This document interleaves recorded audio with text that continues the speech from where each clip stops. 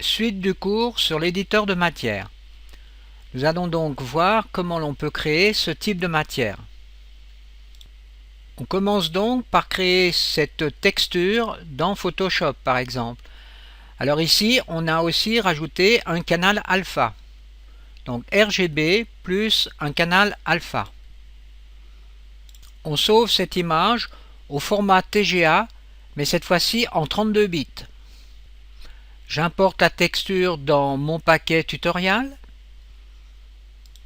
Ensuite, je crée une nouvelle matière que j'appelle UDK Emissive.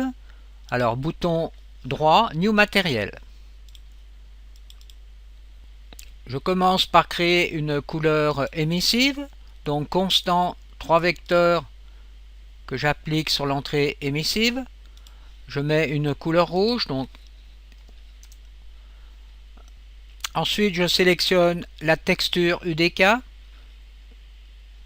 Je rajoute un texture simple.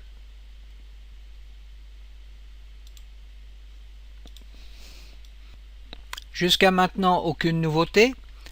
Par contre, là maintenant, nous allons rajouter une fonction mathématique du type multiplicateur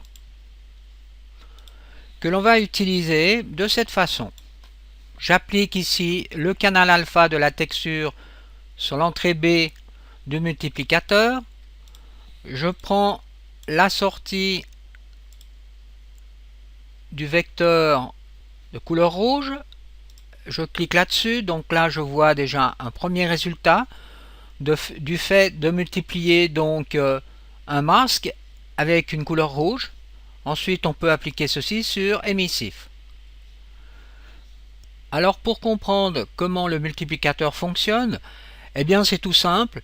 Ici j'ai un rouge unitaire. Je multiplie ce rouge par la couleur blanche du masque. Donc la couleur blanche du masque est considérée comme étant 1. Donc 1 fois 1 égale 1.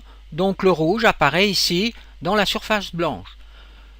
Comme le noir est considéré comme une valeur 0, eh bien 1 fois 0 égale 0. Si par exemple je désire appliquer le masque inverse, eh bien je rajoute ici une fonction mathématique entre la sortie alpha et le canal du B du multiplicateur avec une fonction mathématique new on minus. Alors le canal alpha est ici. Regardez ce qui se passe quand je suis en temps réel. Donc j'ai le masque inverse que j'applique sur l'entrée B du multiplicateur. Pour obtenir cet effet de halo, j'ai simplement augmenté la valeur du canal rouge que j'ai mis à 100. Regardons maintenant un effet qui est intéressant. Je clique dans le module Preview matériel et cette fois-ci, je change le mode de mélange. Au lieu de le faire opaque, je vais le faire masked, masqué. À ce moment-là, l'entrée Opacity Mask est accessible et je fais simplement cette chose. Je prends la sortie du canal alpha ici que je mets sur l'Opacity Mask.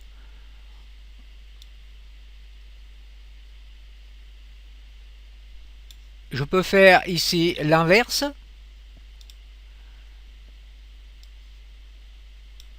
Et vous voyez, à ce moment-là, on est transparent, donc dans la partie noire de la matière. On commence donc à comprendre l'utilité de ces différents modules et la façon donc de les utiliser. Maintenant, si on veut être beaucoup plus rigoureux, on doit changer le modèle d'éclairage dans le Preview matériel et utiliser le modèle non éclairé. Vous voyez ici, vous constatez ici que diffuse, spéculaire, tout ça est grisé. Donc on ne peut pas connecter un module sur ces entrées. Si maintenant, pour finir, on applique cette nouvelle matière sur un cube, eh bien on obtient ce résultat après avoir fait un calcul d'illumination globale. Une autre façon de faire un mélange en utilisant donc des masques est d'utiliser un module mathématique linéaire interpolation. Je procède de la façon suivante. Sortie du texture simple sur l'entrée A, sortie de la couleur rouge sur l'entrée B, ici je me mets en temps réel, et sortie du canal alpha sur l'entrée alpha, que l'on peut appliquer sur l'entrée diffuse. Donc ce nouveau module d'interpolation linéaire permet de mélanger donc le mur de briques avec la couleur rouge en fonction des valeurs du canal alpha. Donc quand le canal alpha est blanc, c'est la couleur rouge qui prédomine. Quand c'est noir, c'est le mur de briques. On voit ici le résultat. En rajoutant le module inversion sur le canal alpha, on obtient ce résultat. Alors que se passe-t-il si on applique la normal map sur l'entrée normale? Eh bien on voit ici que le relief est sur toute l'image. Si je désire que le relief n'apparaisse qu'au centre de l'image, donc dans la partie noire, eh bien il faut que je rajoute un module d'interpolation linéaire que j'utilise de cette façon.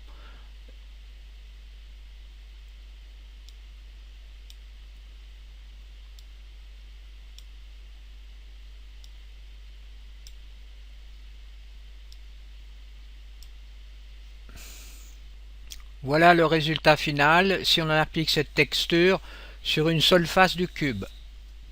Alors ceci sera la fin de cette partie.